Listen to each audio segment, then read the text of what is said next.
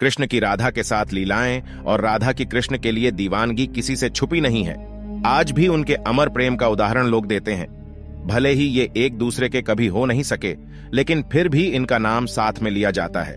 आखिर ऐसी क्या वजह थी जिसके चलते राधा कृष्ण की प्रेम कहानी अधूरी रह गई? ये किसी को नहीं पता। वीडियो शुरू करने से पहले एक छोटा सा निवेदन है, कमेंट में राधे राधे जरूर लिखें। गर्ग संहिता और पुराणों में इसकी वजह बताई गई है। चलिए जानते हैं कि आखिर क्यों नहीं हो सकी राधा कृष्ण की शादी।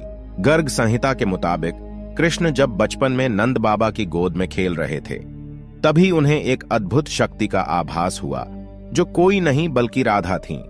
वो तुरंत ही बाल अवस्था को छोड़कर यौवनावस्था में आ गए। ऐसा माना जाता है कि इसी समय ब्रह्मा जी ने राधा कृष्ण का विवाह करवाया था।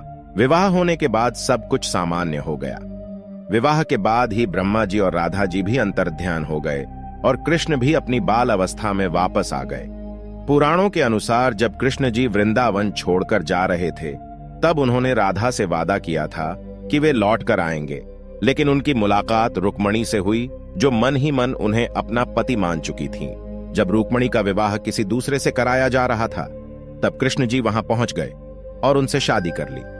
पौराणिक कथाओं के मुताबिक जब राधा कृष्ण बालपन में मिले थे, तभी उन्हें अपने प्रेम का आभास हो गया था।